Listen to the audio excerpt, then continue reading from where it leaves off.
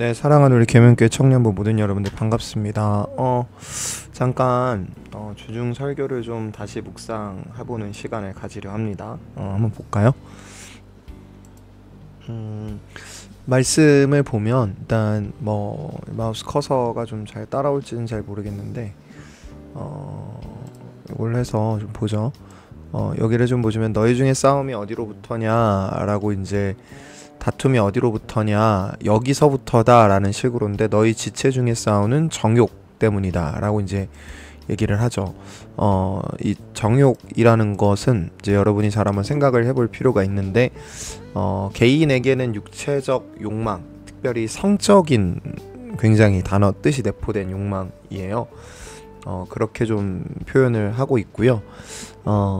그래서 개인에게는 좀 이제 잘못된 헛된 욕망이고 공동체적으로는 싸움과 분열을 일으켜서 내가 좀 높아지고자 하는 그런 것들이죠.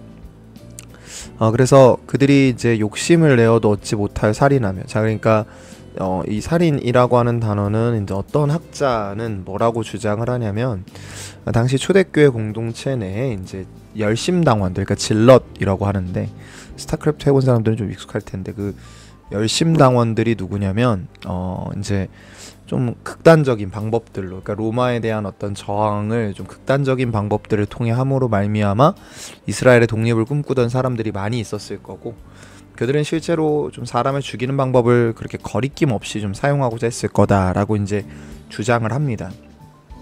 그런데 대부분의 학자들은 그렇게는 안 보고요. 일부 학자는 그렇게 주장하지만 대부분의 학자들은 이제 강력하게 좀 말을 하기 위해 이 단어를 썼을 거다라고 얘기를 해요.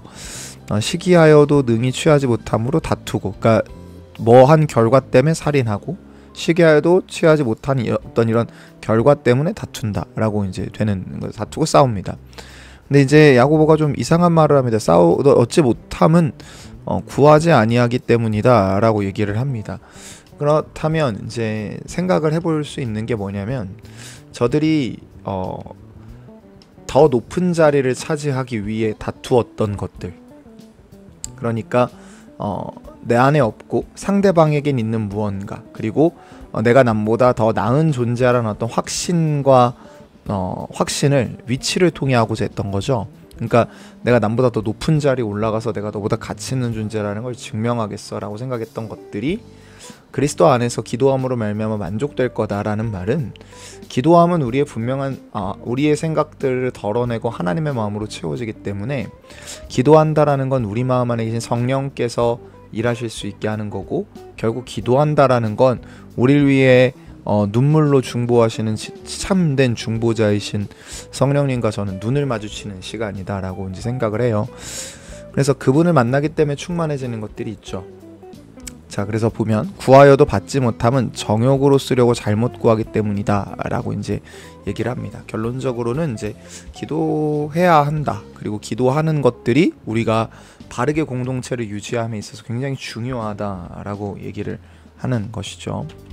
그 다음 보면 가늠한 여인들아 라고 말하는 이 말이 제가 설교에서도 얘기를 했지만 단편적으로 어떤 실제로 가늠을 한 사람들에 대한 이야기가 아니라, 강조했다시피 하나님 그리스도의 신부인 교회가 헛된 것들을 섬기는 것을 말하고자 하는 것이죠. 그래서 두 길에 대해서 명확하게 얘기를 합니다. 그러니까 제가 이 문장이요, 여러분 이 4장 5절이 이제 여러분들도 보면 알겠지만 이게 되게 어려워요. 이거 어려운데, 왜냐면 일단은 굳이 좀 설명을 조금 해보면 하나님이 우리 속에 거하게 하신 성령이라고 하는데, 이게 성령인지도 일단 좀 논쟁이 있고요.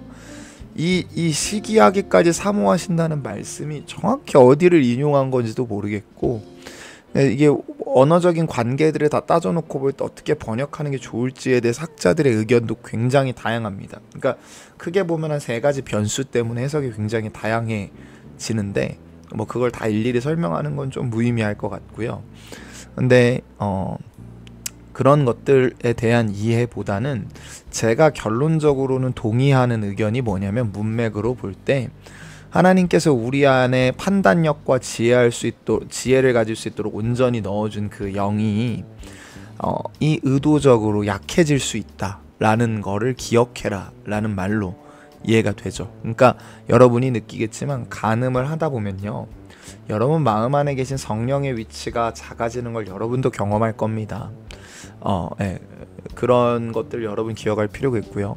그러나 더욱 큰 은혜를 주시나니 그러나 라고 얘기하고 큰 은혜를 주십니다.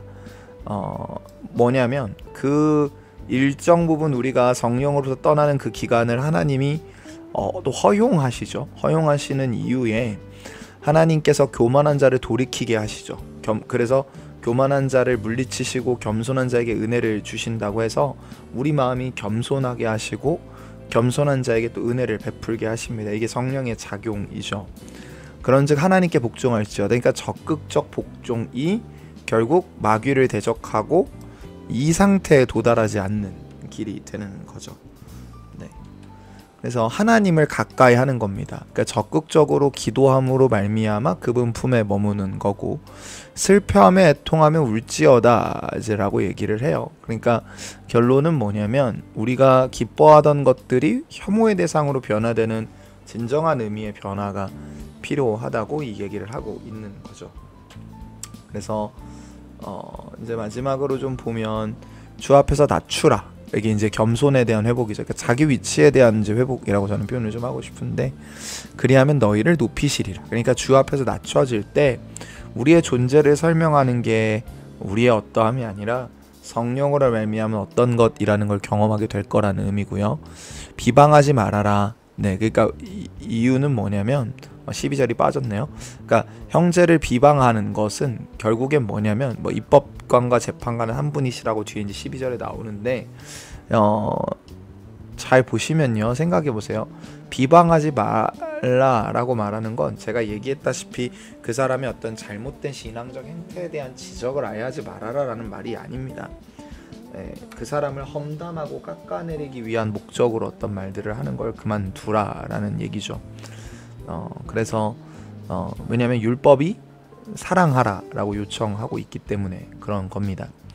그래서 율법도 어기는 거고 율법을 어긴다는 건 율법 위에 있다는 얘기라는 걸 기억하라는 거죠. 결론적으로 여러분 3장 후반부부터 4장 22절까지는 내가 어떤 걸 지혜로 삼고 있는가에 대한 이야기인 것 같아요. 그리고 교만의 한 형태에 대해서 설명을 하는 것 같습니다. 물론 이제 돌아오는 주일에 이제 우리가 교만의 자기이기만의 형태적인 부분들을 좀 살펴보려고 할 텐데요. 일단은 우리가 교만에 대해서 이렇게 좀 이해를 해볼 필요가 있을 것 같고, 그래서 제가 설교를 준비하면서 본 글 중에 좀 인상적인 부분을 소개하며 마무리해보면,